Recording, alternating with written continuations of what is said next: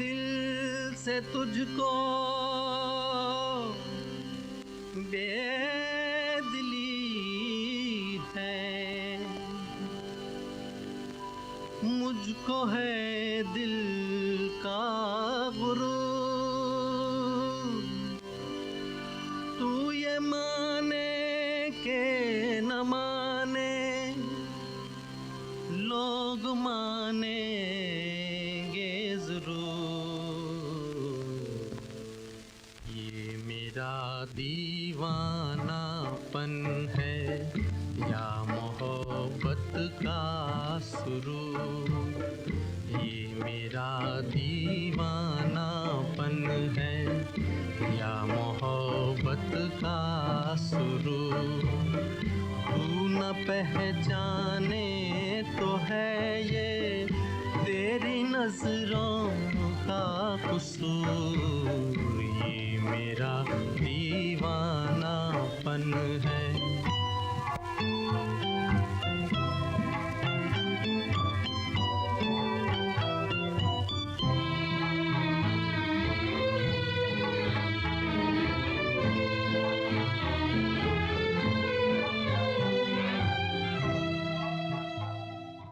Hello, everyone. Today, I bring to you an inspiring story of a little boy from Mewat district of Haryana, who through sheer determination and education went on to become a global leader of innovation at Unilever.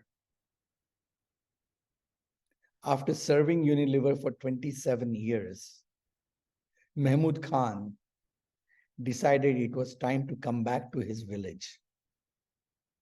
He established Rasuli Kanwar Khan Trust and has dedicated his life to transformation of his village. So over to Mehmood Khan.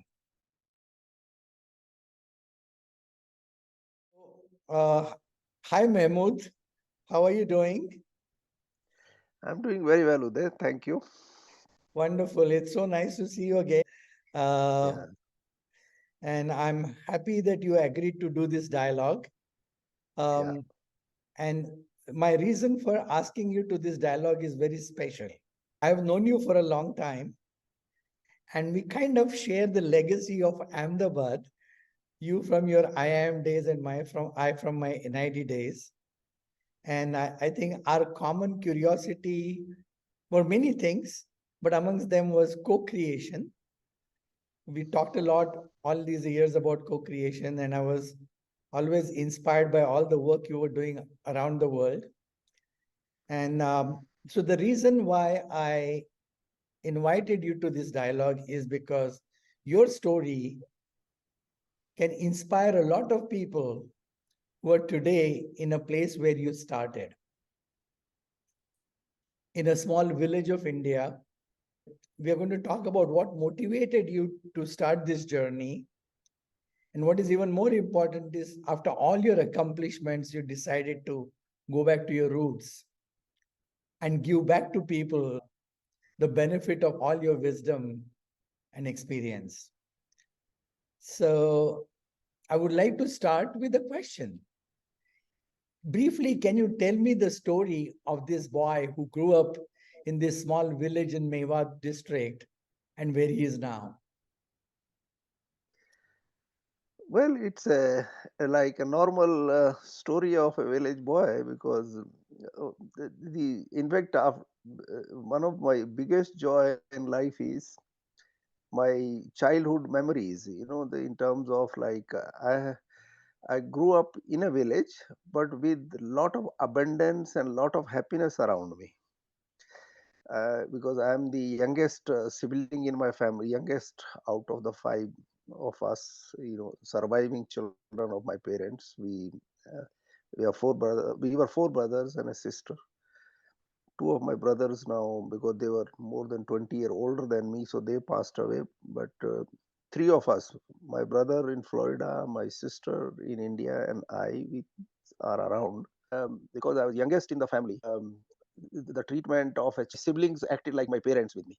So that is how. So when I look, whenever particularly when you read the in 20th century, a lot of the stories of the rural folks across the world, where there is a lot of abundance, lot of water. I always reflect that I had a very happy childhood. I do talk to children a lot, and I always sort of share with them, because the streams of water, good rains, lot of crop. In fact, literally one on our farm, because my father had a practice of growing things year round in a manner that literally, other than few industrial products, we were not buying anything from outside. Our farm was almost literally self sufficient in terms of food. So let's say the grains, the pulses, the vegetables, the year round supply of things, milk and milk products. There was so much of abundance. Now that thing is not there, because you can, whether you want to call it global warming or whatever, we don't have consistent rains, as a result of which there is a limitation of crops which are being grown in the area. So these children are not seeing what I had seen, of my childhood, kind of thing. And I'm always sort of, because the area is surrounded by two mountains actually, and these mountains were full of green trees. And because of particularly during the monsoon period, when the rains will come, the clouds will touch the trees, kind of thing. So that scene is now not existing, because the mountains have been completely cut off, that the greenery, the foliage has disappeared. Because we do know scientifically also that the trees do attract more rain, and that is definitely a loss to the humanity, that more and more of these trees are being cut across, and the forests are sort of getting destroyed, which is spoiling a lot of nature, the freshness in the air, the all of that. So I do talk about it, and I encourage children. Of course, in my work in last 10-15 years, we have been planting a lot of trees, because I have, in the homes in two villages in Mewat itself. One goes to my inheritance from Lord Krishna's side of the line, and the other one, 5 generations ago, my grandmother brought, and her great grandfather is called Lal Das, Bhagwan Lal. So from that inheritance, we have created a sustainable farm. And in both these places, particularly the second part, farm, we have been planting trees. Obviously, there is a limitation of, in terms of, if we plant, let's say, 100 trees, only probably 5 are surviving. That is one of the problem. But we are still sort of carrying on, and we have been able to sort of plant about more than 500 trees on these lands. And people can feel the difference when you plant so much of trees. Then you can feel the difference, that what it does to your air quality and all of that. So one question I have: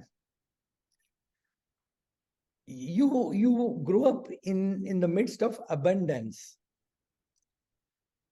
What got you to leave your village?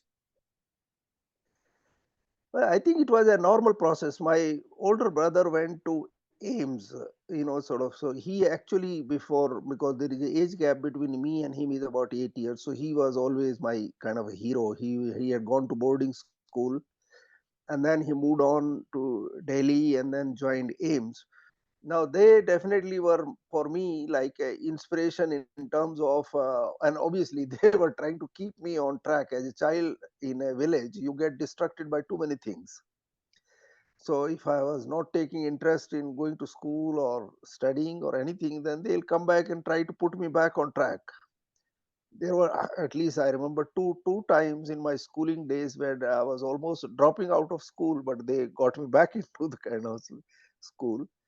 So it is, I think, a natural process of learning more, because your older siblings are already, they are outside and they are learning, and in the process they are benefiting, and obviously they are traveling. So I think one of the things which always hooked me more to education was traveling outside, like seeing the more things.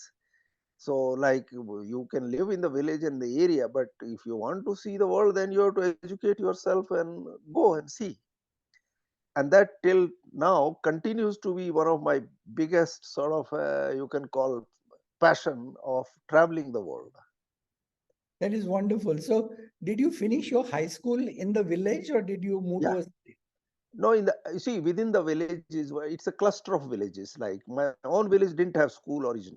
When I grew up, now of course it has a middle school, but it didn't. So I used to walk about 1.5 kilometers for my primary school. As a young child.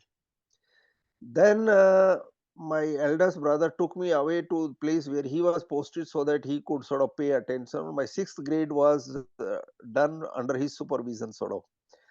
Then I got, and then we built a house into another village which is nearby, 2 kilometers from our original village. And there the school was on our house was touching the school wall, the new house. So there, the middle school I did in that place, and then the high school was another Nagina, which is about another 2 kilometers. But by that time, I started bicycling.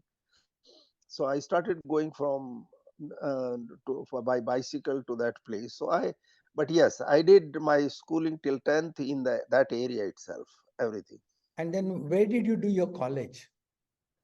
Then I joined the university, Haryana Agricultural University at Hissar. So that was, in 19th July 1970, I left my village from that. I took the bus with my little bag and then went to Hissar, Haryana Agricultural University. I joined a 5-year course there. They used to give what they called it BSc Honors in Agriculture. So that from 1970 to 1975, I was at Hissar. And then did you immediately apply to IIM or did you Yeah, work? yeah. In fact, here, our final year girl, there was a girl by the name Manjula Nobis. So she got into IMA. And that suddenly created a discussion of where is he going, what is this kind of thing. And then people started talking about IM. So I said, okay, I'll only apply, but I'll only apply for which is the best. Says IM Ahmedabad is the best. So I applied for IIMA Ahmedabad, and I was in correspondence because she had gone and joined the IMA. So I was in correspondence. At that time, we used to write letters, postal letters. Mhm. So I started in correspondence with her, and what do I do? And then she started giving me a bit of tips about, because as a rural folks, one of our limitation is we obviously our English is because we grew up in native language and the post graduation, and so it's about English. So she started giving tips about how do I improve my vocabulary and things like that. And then we had to do a written exam. I had to go from Hisar to Delhi, and our professor had organized a tour of one some education tour for us. So I used that tour to go and do the written exam. And then it so happens that obviously I had passed through that, and then I get a letter that, oh, you have to appear for an interview in the month of March. So I again went for that interview again to Delhi, and it then became a big surprise. In the month of May, I get this letter that I have been selected, and I was the only one in the campus. I became over, obviously I was taking good interest in the university life and all of that, but that changed my completely. That's wonderful. How many people from your kind of village background did you see? Oh, there were only actually few, because one of the thing about I am when you look at this thing, I was only one of the few who had studied in a government school or from a village background. The only because the rest of the batch was all IITNs and urban background and all of that. So if my batch of 180 people, if you analyze, we were few people from the village background, and particularly from government school background. I think I was one or two. We were only few of us. So, in the process of learning and adapting to the culture and language, did you feel a disadvantage? I won't use the word disadvantage, but one of the thing of IIM Ahmedabad at that time was they used to first conduct those of us our kind of background. They used to do a remedial course. So they had invited us 2 weeks before the batch began. and they gave us remedials on English and mathematics. Because I had, because agriculture mean bit of biology background, so mathematics is not one of the core subject there. And English was important because they needed to help us to improve our both our language as well as our sort of understanding of everything was going to be taught in English. So that helped. But I think the overall, because of my joy of getting selected into IIM, and sort of course in the and one of in the remedial some professors had given us a warning, said don't be afraid of anything, it is very normal here in the first term. A lot of people who even are toppers from their background, they want to jump the dome and all that, because the work level is 16 to 18 hours a day you have to study, so you are warned actually that way. And in that sense, that obviously there was a lot of material to read, but their inspiration for me was that okay, the professor is already saying that this is very normal. And of course there was a lot of, we were all, the closeness of the faculty and the students was so that if there is anything anybody needs, they could walk into sort of thing. And even the design of the dormitories was such that we could interact with each other. There were seniors, the one who were ahead 1 year ahead of us in the campus, so help was all around. So in that sense, yes, there was definitely advantage of disadvantage of a language to me for the start off.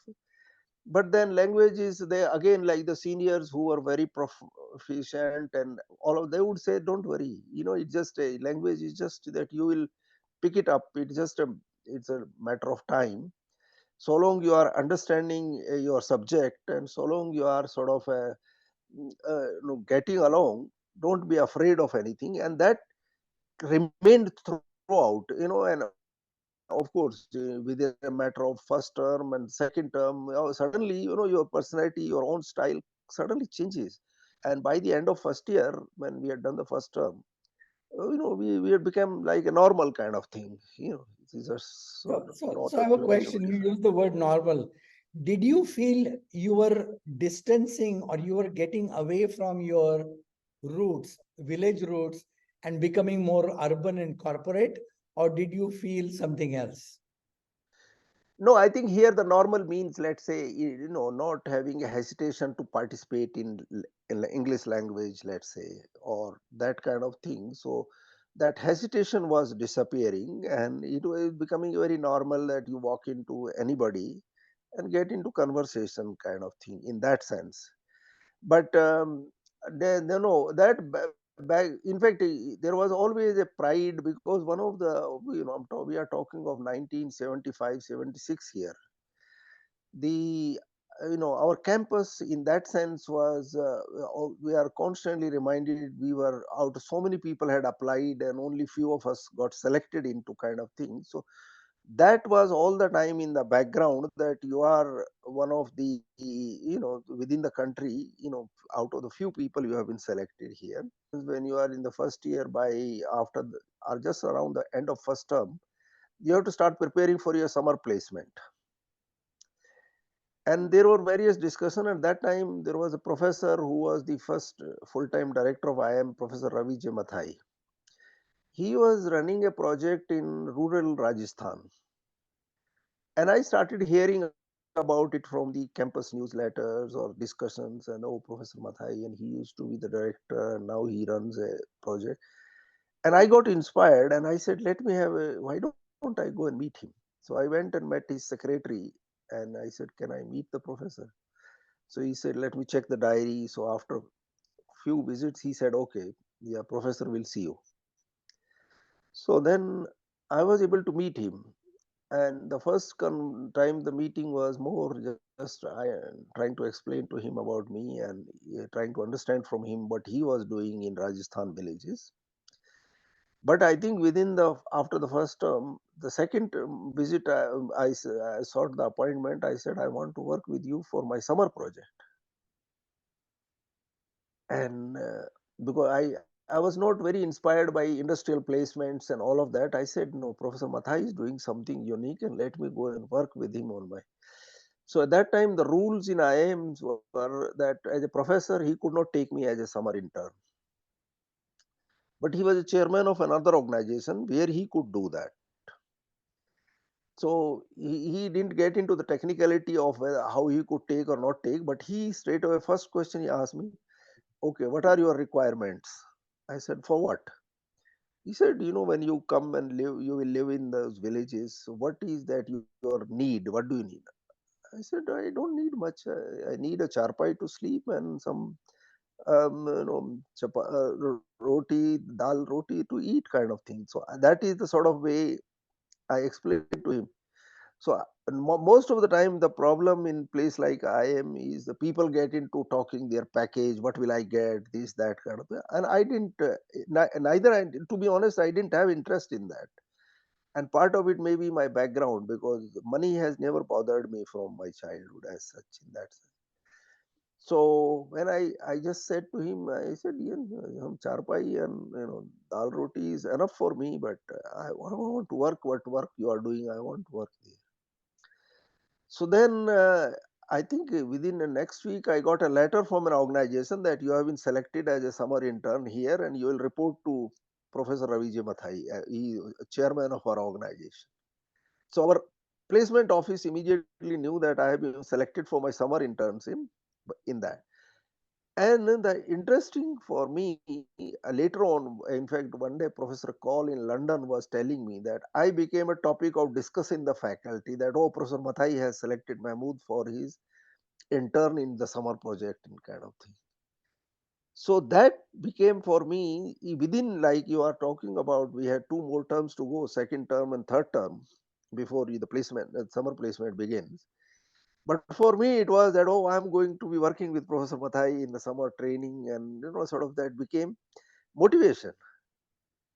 And obviously, second term and third term passed, and then comes 12th April 1976 when I board. We used to call it Yellow Rose, a truck given by Tatas to Professor Mathai, in which the whole project team used to sort of travel together, kind of thing. So we would travel from Ahmedabad to Udaipur, have lunch, and then move to the Jawaja, which is in Ajmer district at that time, in Byawar Tehsil of Rajasthan. So you can call, for me, the inspiration was that, oh, actually I am fortunate enough that I am doing that for even my for placement. I have been selected by Professor Mathai, and that has throughout then became you can call. I really, when I look back, there is so much inspiration through this whole process, because then I got to talk to Malika Sarabhai, who was Vikram Sarabhai's daughter. Her father had passed away, but she was had passed out, but she was doing PhD with Professor Uday Parikh at that time. And a lot of these professors who were working with Professor Mathai, Uday Parikh, Professor T.V. Rao, Professor Tosar Malik, a lot of these professors, then I'll end up going chatting with them, preparing, and sort of so various things. So I became part of a, you can call, a ecosystem where then fear disappeared, motivation came in, and it was just sort of a, you can call the start of a very joyful journey. And then, when you graduated from IIM, was your first job Unilever or was it something else? No, I didn't actually. What happened was that while so after I completed my summer intern, I came back to the campus. And actually, because we were working with the community which is called raggers, who were in the leather business, and in fact, my whole project was about the which later on Professor Mathai wrote the university book called the Rural University, and in which he used my summer project as one of the appendixes to it, the book kind of thing. And my title of my project was the economic future of the Raggar community. So that was the insights I was trying to do on the community, and he basically, why he gave me, I was one of the few one who got A plus for my summer project, because I got inside the community. I lived with them. I understood the insights. I'll go into the village, places where they will hold their secret meeting. There was socio-economic dynamics going on in that. So I gave him so much insight of the community, which he as a professor was not having access, or nobody in the team.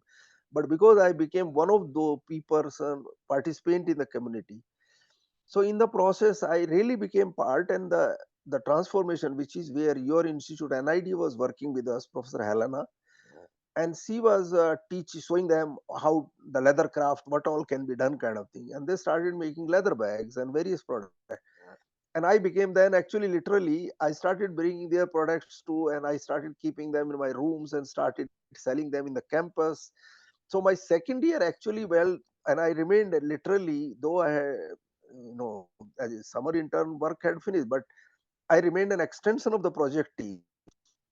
So in the process, my interaction with the NID team, within the professors, and so I was more known always as a part of the Jawaja team, kind of thing. So because I was helping the artisans to sell their products to in Ahmedabad or in the campus, and actually took up my first job was in the voluntary sector. In this was a BIF is basically a original concept in Urli Kanchan, started by Mahatma Gandhi on nature cure, and that time Mani Bhai Desai in Urli Kanchan in Pune. He had heard about my on. He had another our senior called Kishore Chokar with him. They had heard that I was working with Professor Mathai on Jawaja project. Manibhai Desai had developed a concept that we need to use the local cows as the resource and turn it into a cottage industry at farmers' doorstep, which there Yeah. was an organization called Danida. Mhm. They started giving us the funding of, okay, you take this technology to rural India and use cryogenic equipment. And Professor Manibhai Desai, he selected me that he wanted 500 centers to be set up in Maharashtra and Gujarat, and I was the project manager. So I straight away left the campus and joined actually BIF for first 2 year of my after my, yeah, I was busy setting up these centers in Maharashtra. So if you find a lot of crossbred cows in Maharashtra and Gujarat, I played a role into that. Or rather, if you find India is the largest producer of milk today, I had played my role into that kind of thing. Wonderful. So then, so how did the transition to Unilever happen? So then what happened, when I was in that voluntary sector, then I got tapped into a World Bank project in Punjab, because Punjab had this one largest cooperative called Punjab Markfed, and then they were busy basically transforming the Punjab economy. I actually went to Punjab to do Punjab Markfed work with Punjab farmers for from 19 end of 79, after little over 2 years from BIF to Punjab. And I was marketing Punjab produce to across the country, particularly Punjab cotton to textile industry in India. And in one of those trips, I was in Bangalore, and there was this IIM network meeting actually, and the head of the HR in Unilever in Bangalore happened was in that meeting, and we just sort of got talking, and after the talk, the dinner and all that kind of discussion, and he was sort of learning about what I do, and by the time party ended, he said, "Would you like to join us?" He straight away made an offer to me. I said, we can talk about it. He said, then come to my office tomorrow. And next early morning, I was going to Coimbatore. So I said, I'm going to Coimbatore tomorrow. Then he said, what about your return journey? I said, yes, I can find some time. So rest, as they say, is a history. Then 30 years remained. You were 32 years actually. So I've heard a lot about all your global travels and in Laos and many other Asian countries, you contributed to the growth of Unilever business. But I want to step away from your just personal story, and I want to now go to the point where you decided to come back to your village. What motivated you to come back to your village? You see, a very interesting incident happened in around 2003 4. in India, obviously, I was always, because as an expatriate, Unilever allows you to go back to your home country every year. So I always did go back to my home country. But then what happened was in 2003-4, there is an organization called Pratham. They made a presentation in London, and that team of Madhav Chauhan and I think Ujjwal Thakkar. These people made a very nice presentation, and at that time I went there in the capacity that I was the founder president of IIMA Network in London. So they had invited us sort of for that. Wahida Rahman used to be the brand ambassador for Pratham at that time. So in that conversation led, and I said, well, I think it looks what you are doing is wonderful. So why don't we get your work going into Mewat as well? So in my, as you say, in the yearly visit to India, I came over, and then some of our people in London became interested. So they said, well, we should have Pratham here, but we need some organization on the ground, and they wanted some place. So then what I did, my own native, in my inheritance, my village Nainangla, where I was born, and my parents had left some, obviously, some properties and land and all of that. So what I did was I created that property into a charitable trust on my parents' name, and I gave that as a platform to volunteers who wanted to come to village. And then we offered to Pratham that, okay, we here is on the ground this thing, and we can have your volunteers and people like, sort of to stay and whatever groundwork they need to do.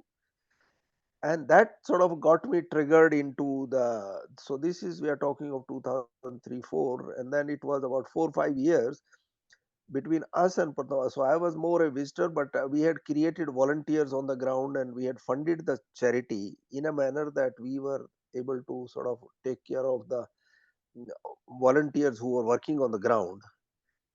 And that work started becoming fascinating, because that time, if you go back in that Mewat area, the rural, particularly girl child education, was very poor. And in general, overall, Mewat education was very poor. So that work inspired me, and I sort of more and more got involved. I started spending more time. And then in 2009, I said, I think this work is more, I can add more value, because by that time I had been in Unilever already 11 years as a global leader of innovation in London. I said, I think this work will be more value adding. So that is what sort of got me hooked to that side. How does it feel? You have lived in some of the nicest cities in the world, and now you are in the dusty roads of Mewat. How does it feel? Actually, I have turned the dusty into actually in fact, the best highway in India today passes through. I have fraction of my land has gone into that highway. The Delhi So if Mumbai you highway. travel from, yeah, the highway which connects Delhi and Mumbai, Hmm. a fraction of my land has gone on that highway. So it is no more dusty. Uh-huh. In fact, you see, just to fast forward, if 2004 to now, about 20 years now, Mewat now has 98% children are all educated now. Okay, so and there are about already in Mewat is becoming an export hub for the item from India. India, probably you may not know about it, but India is the largest meat exporter in the world today. Hmm. And all those factories are coming up there. Two of the factories are on my road, which I used to walk from my village to the school. Wow. So it is part of the NCR, National Capital Region. It is getting industrialized, and the life is on a move there. In that sense, there is always kind of obviously back forth issues of India's other side of the, you can call, life. But that place is really now no more what it was in 20 years ago. So everybody has become self conscious of their education. So girl child education has gone up. The overall 98% children 5 to 10 years are in school. So illiteracy in that sense for the children has disappeared. obviously particularly these new industries, because in India's biggest issue today is unemployment, but in this area I will use the word that there is a lot of hope because of this industrialization and the activity happening in the NCR region, that things are on a move. I have a question here. You know, Yeah, in popular imagination, there is a romanticized view of village life that you grew up with, and you call it abundance as you were growing up. And now your village has turned into a kind of a progressed, semi-urban kind of a habitat. What is your dream for India's villages? Do you want it to be what it is now, what it was used to be, or something else? actually, the one of the you see the thing which is obviously discussion going on about India across the world today, but I do believe that I think this area will become a model for India in terms of, because what you do create is you industrialization is a must. So now with this industry, which is of course because of we can discover very long discussion why these industries are coming in this backward area. There is a reason for behind it, but the the the way you want to take forward a society is, yes, this has happened in 19th century in the whatever you can call Western world, and beginning of 20th century. But in India, it is happening now. Industrialization is a must for moving agrarian system to various urbanization kind of process. So and that this area might actually suddenly become a model that you create relevant industries where people can find some work, but obviously then you have to worry about other issues about environmental protection and how you sort of move the society safely. Now that part at the moment is a bit of a challenge in Indian conditions, that how do you move it smoothly from rural India to industrial India to urban India to developed kind of thing. So, but the transition is happening. So one It question. might be because, yeah, Uh, I have been to Gurgaon when yeah. it was purely a village. And when I go today to Gurgaon, with all the DLF colonies and everything, it looks like Manhattan or it looks like Chicago, anything like that. Do you want your So village? Gurgaon actually, because Gurgaon was a dusty village actually. The Gurgaon Yeah. originally comes from because my brother's friend Dr. Kataria lives in that village, Gurgaon village. So in your So and imagination, the villages of India, should they look like what Gurgaon looks now, or should they look something else? no, well, that actually Gurgaon is is, so sort of circumstances of too much or too many things which have happened, where a combination of things which have come together kind of thing. So the co-creation word you were using, there is a circumstances have created those sort of where there was a Maruti which brought industrialization, there was a GE which opened the service centers, and all of that process has happened. But I'm not saying all the villages need to be like Gurgaon. No. What I think is that the villages need to find an economic opportunity for themselves, whether by adding value in agriculture or through industrialization. But they obviously have to. One of the biggest challenge India faces today is the how do you protect the environment. So move the society, yes, from rural to urbanization to industry, all that process. But as of now, it is not going through the, like you and I will talk about it, through the design planned design. It is going more through the circumstances. Gurgaon is purely an accidental city. We can talk a long story about how Gurgaon became what it is today, because a lot of things came together for, and Gurgaon has just become what it is now.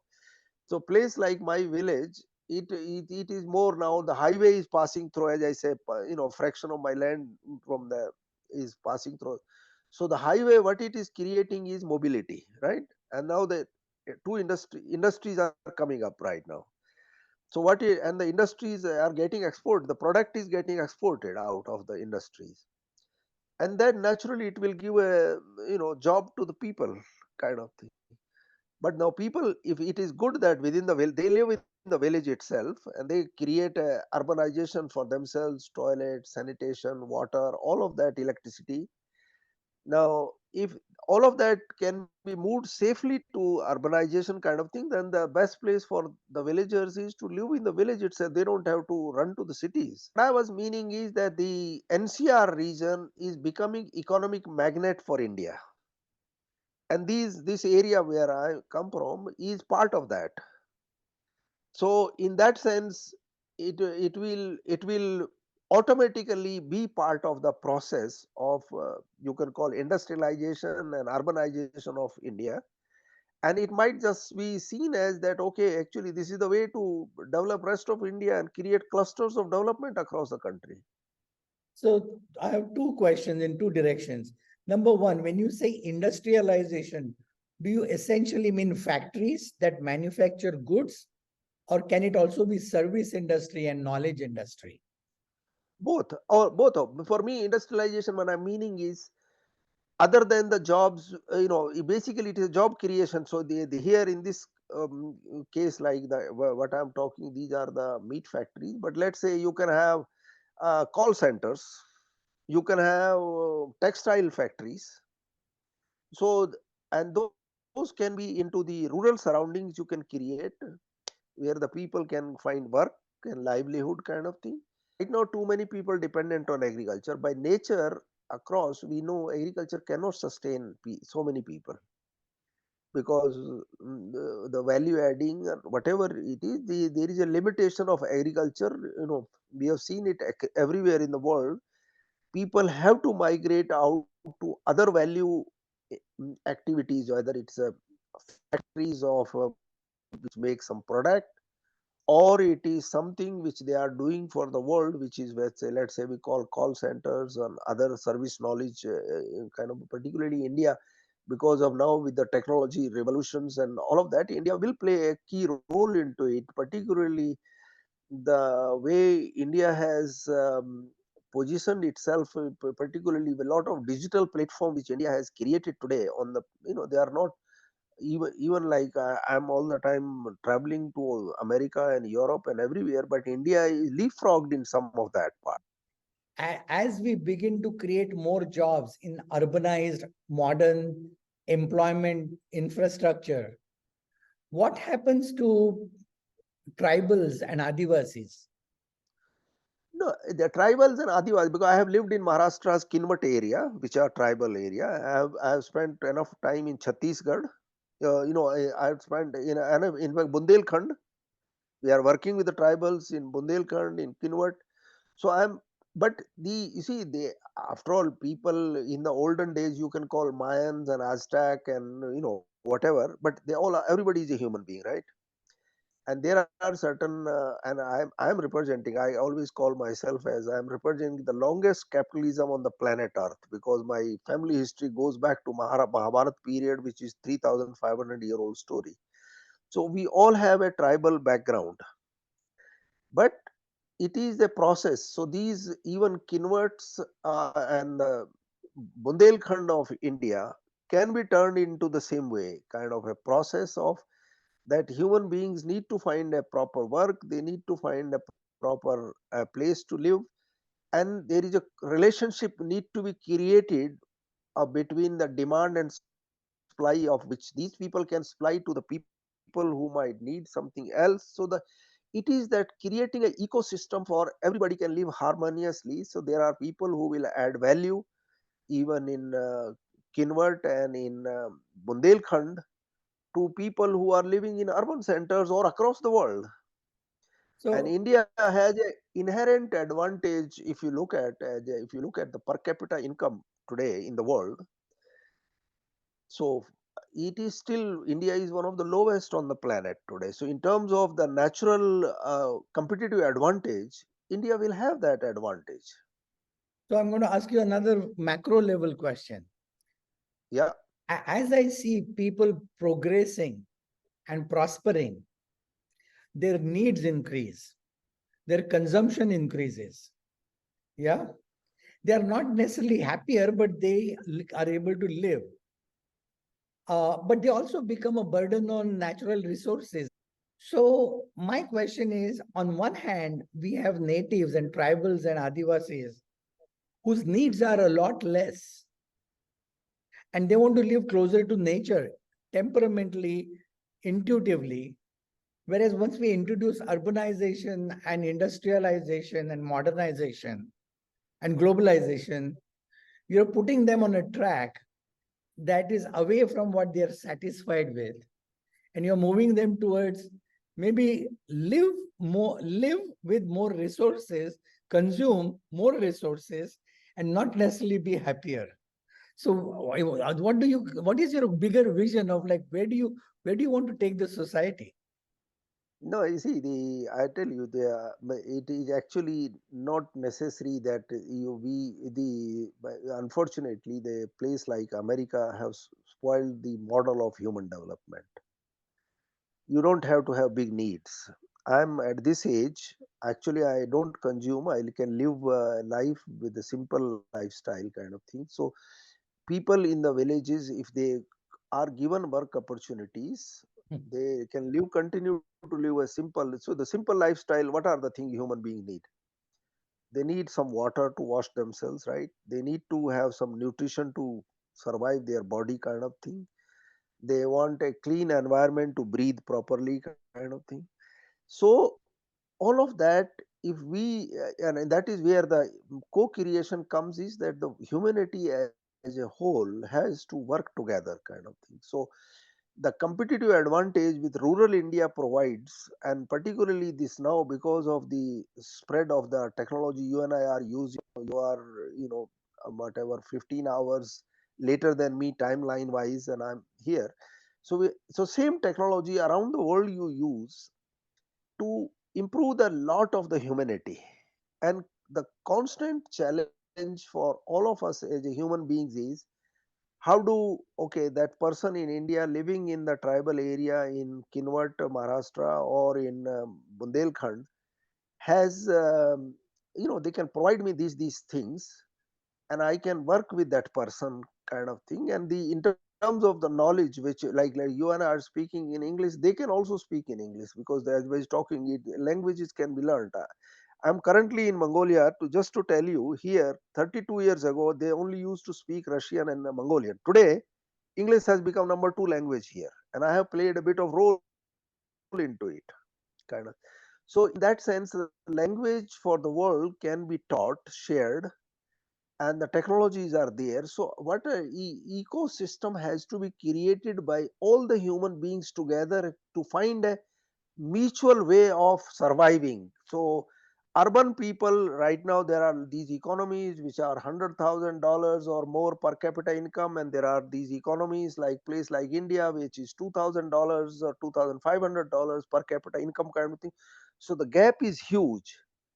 So to me, the rich world has to realize that, okay, that person with 2,500, he or she I can create a common purpose with this person, and they can give certain things to me which will be more competitive. So, and but that person, it will help in the, so they are looking after their needs. So needs actually, particularly with the use of technology, that need doesn't have to be that expensive as it is today.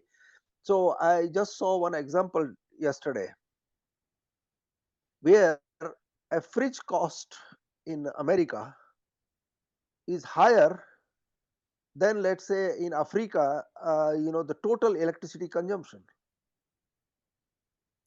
I get it. For So I have one question, philosophical question.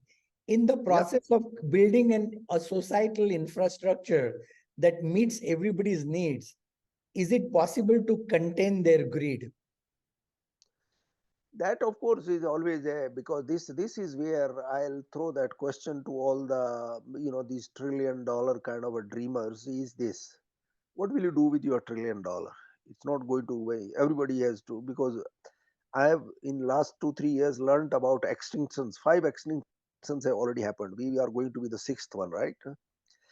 So the this whole process of this concentration of this money and the wealth and the power is not good for human beings. In fact, if they want to find peace of mind and want to have a happy kind of a retired life or later life, let's no, I won't use the word retired, but let's say the later life, then they have to find a purpose in a manner where they help other human beings to improve their lot. And as of now, I'm seeing these particularly with the COVID has shown this one, that the concentration is going only one way. That is, the richer are getting richer and the poorer are not getting a fair deal. And that's not going to be good for anybody, to be honest, either way. So, so this So is, it so is I'm going to better ask you a for every counter human being. question on that. Yeah. Uh, Sometimes your life, your career, and your language sounds like, if I use the old language, like that of a capitalist, and then sometimes it sounds like that of a socialist. Now, in today's world, what is your ideology? Is it any one of them? So Is it blend? you see, I grew up in a culture where we used to read a lot of USSR material, in the college, Hmm. which was called socialism. Hmm. And within next by 89 Berlin Wall fell. So within like my college, with less than 20 years of my college life, the that whole thing. And in fact, I shared recently a Lenin's one picture. He was a hero in the beginning of 20th century, and now his statue was removed away from the center of the town to somewhere in obscure sort of place. So these ideologies, I don't get into any ism debate. uh, that is why I have remained a simple human being in terms of, okay, you find solutions to and live a life, of course. And because I'm traveling around the world, is the human beings across the planet are the same. It is just that there are some people whose needs and greeds are too much, that they put the other people to disadvantage. It's not good, because even these people who may be $1 trillion owners, kind of, they will all be going, everybody will die, they'll all go for extinct. So it is better that everybody starts thinking in a manner that the people in Kinwat, Maharashtra or Bundelkhand are taken care of, and they are the everybody, the poorer lot in terms of their needs are so limited that they basically need some water to wash themselves, some food, nutrition to and breathe some air nicely. So it is in everybody's interest to help the sort of those places which currently are, you can call them, they are lying backward, or they are less opportunities there, or human beings are not living a life of dignity. It is in everybody's interest, to be honest, and it gives satisfaction to see. One of the thing in my life now for last whatever you can call 13 14 years is, when you work with the less sort of uh, people with sort of less opportunities, then it gives you so much of a joy that they feel the happiness you create in their lives. Hmm? They can eat well, they can study themselves, they can have a conversation with, at the same level kind of thing. And so in that sense, if you bring hope to people of all these places, so that is where the humanity then can live together. So we are 8 billion people, and these 8 billion people, it should not be that only the few hundred are living that kind of thing, and then the rest of the majority are. No, it is not good for, because even these few hundred who might have these trillion, it's not going to be any good for them. It will not bring happiness to them. So I want to shift the gears and ask you another question. Hmm. Yeah. In your entire life, you've read a lot, you've studied a lot, you've met all kinds of people. Is there an idea or a person with a certain philosophy that has profoundly influenced your vision? Of course, it is actually, we as a human beings are all the time, if we remain learner and if we add value every day to our lives and to people around us. So you see, obviously, as you've seen my I was born in a village, and obviously my parents and my siblings shaped me, and then there are some teachers. But then each stage, the university's professors, let's say, pushed me up. I went to IIM Ahmedabad. IIM Ahmedabad pushed me because there were professors there like Professor Mathai and others who helped me. Then I moved to this where we had people like Manibhai Desai and Kishore Chokar who helped me to shape myself, kind of thing. Then I moved to Punjab Cooperative where we had people like Rajan Kashyap and others who were sort of helped us to shape. So we are as a human being, and then I moved to Unilever, and there are a lot of people in Unilever who shaped me what I am today.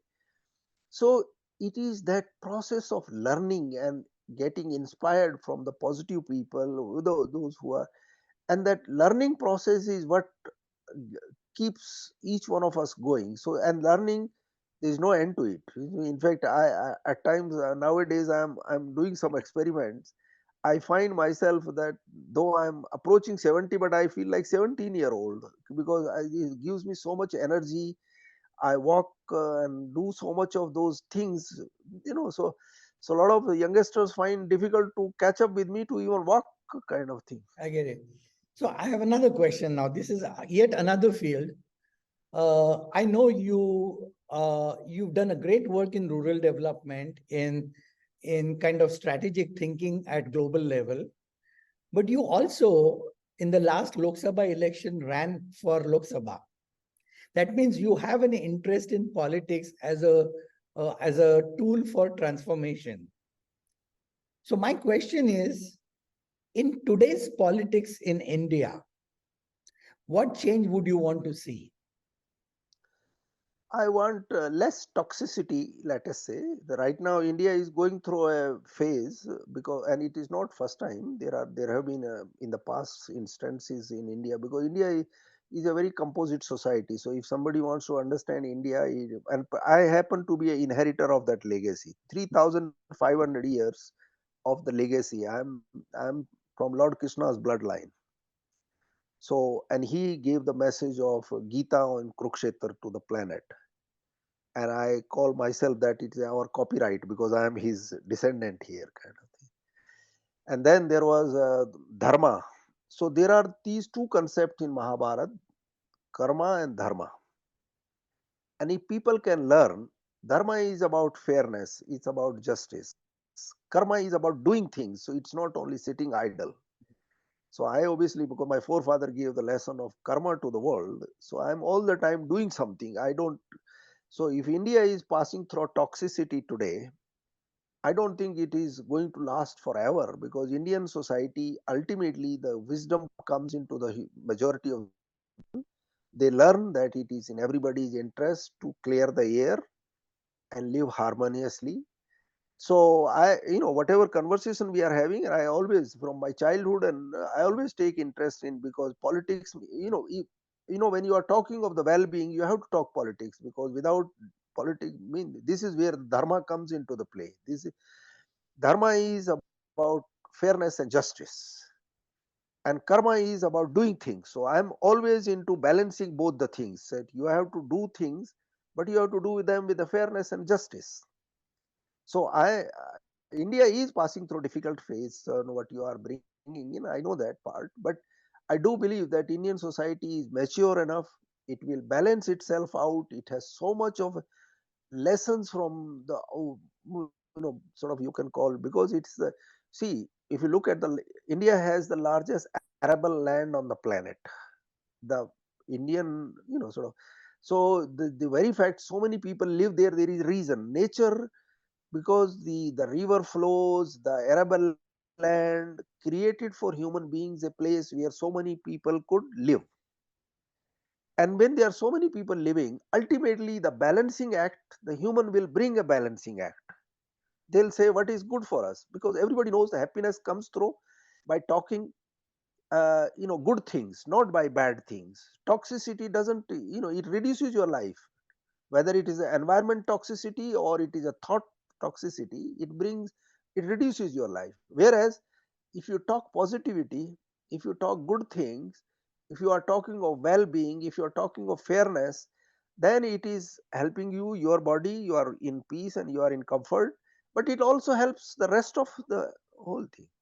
So for me, I have no doubt that India will course correct itself, and India will be on the path where you and I probably in our own lifetime will start seeing much happier society.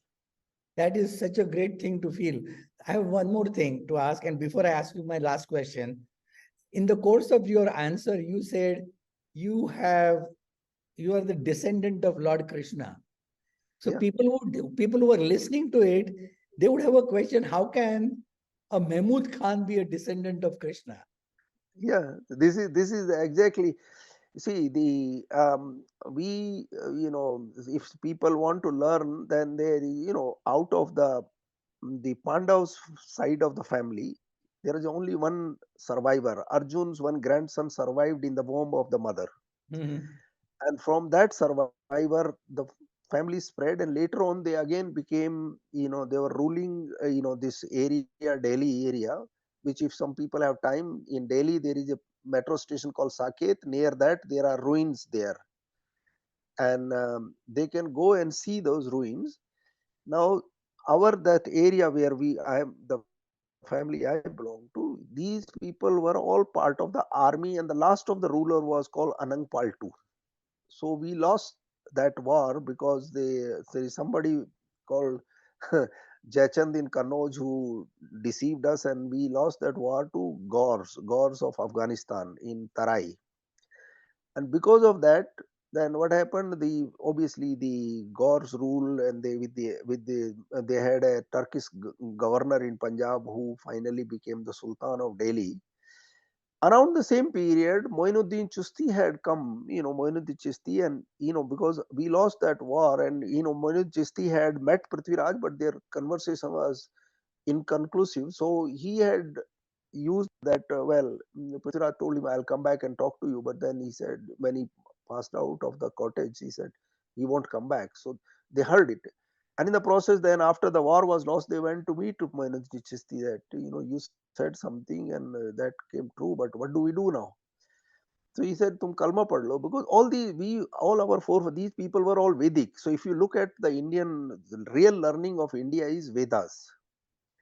And in Vedas, if you start with Rig Veda, it only straight talks about the soul and the universe kind of thing. Now, these people, so Moinuddin Chisti said to them, "Kalma pad lo." So, कहते क्या kalma, whatever. The bottom line is that these people kalma pad liya, but culture remained वही. Even till today, we still follow, because I am a descendant of Lord Krishna. His one son was, he later on, because he had married 8 times. So one of his wife was from this place called Kajota, and her son was called Damar, and he was made into, because there is a town called Punhana in Mewat, where he came. Punarana mean Punhana. After Kurukshetra war, Lord Krishna came up to that place, and then he decided, because he originally was from Dwarka, his father. So he said, "I want to go back to my place." So he decided. So, but these people from Kajota learnt about it, that, oh, he wants to go. So they said, "Can you leave your son here?" So what will you do? We'll make him a king. So the Damar was made into a king, and we people are children of Damar. So my goth today is Damroth, because of Damar. And we created our own Samaj, after this we lost that war in Tarai.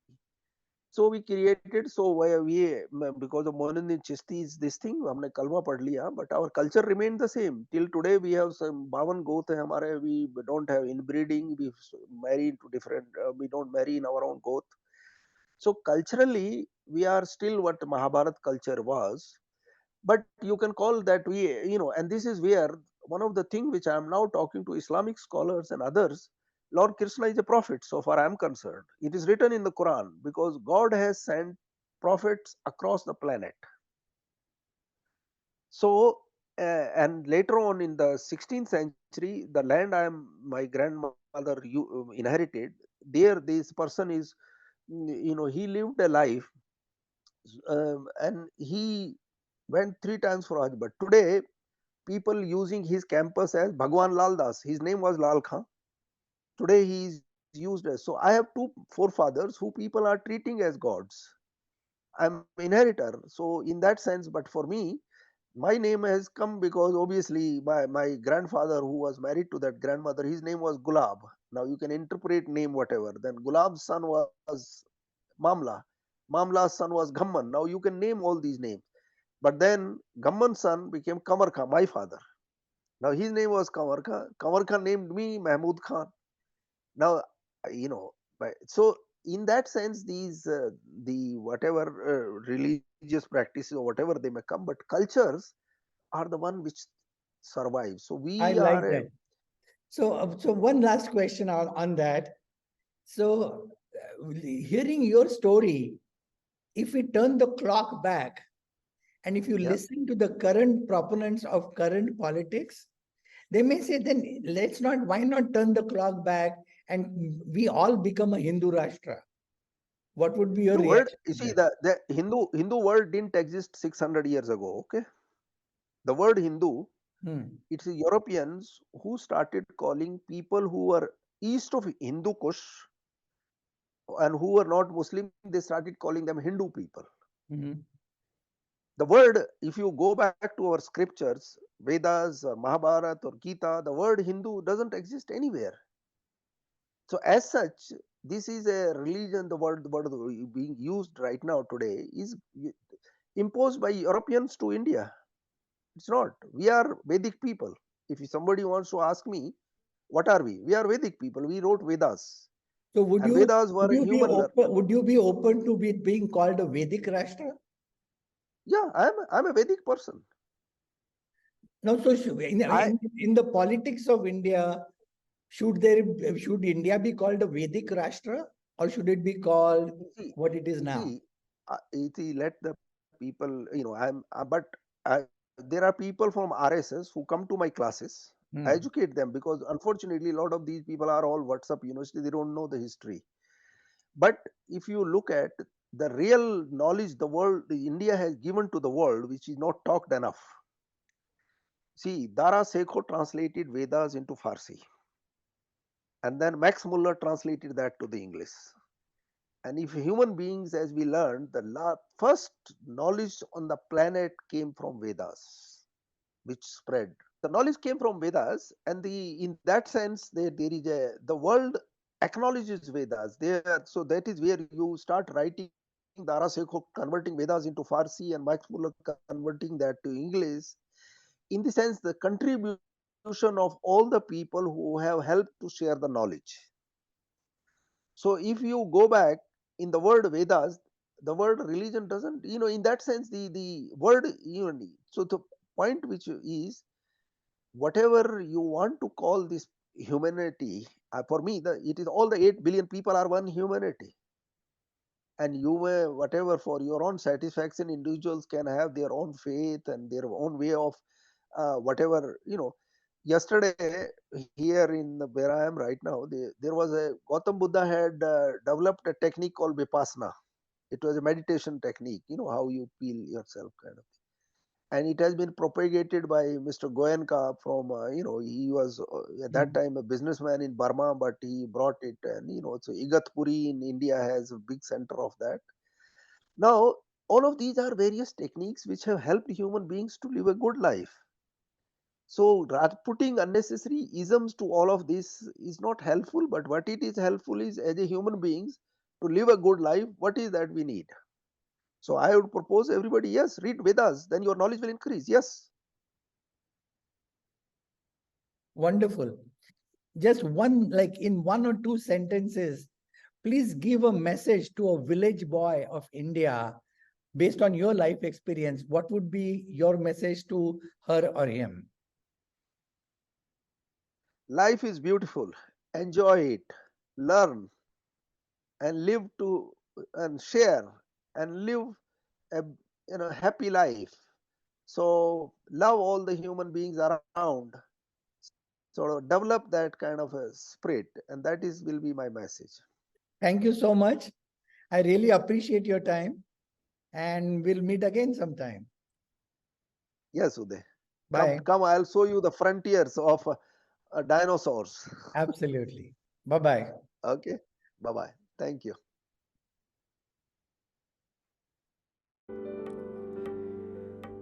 रोम रोम तेरा नाम पुकारे,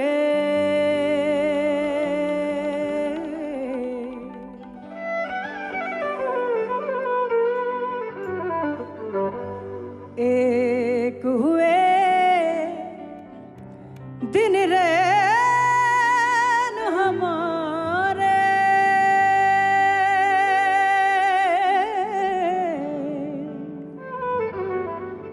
हमसे हम ही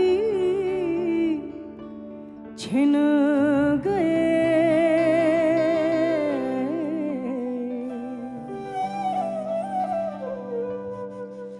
जब से देखे नैन तिहारे,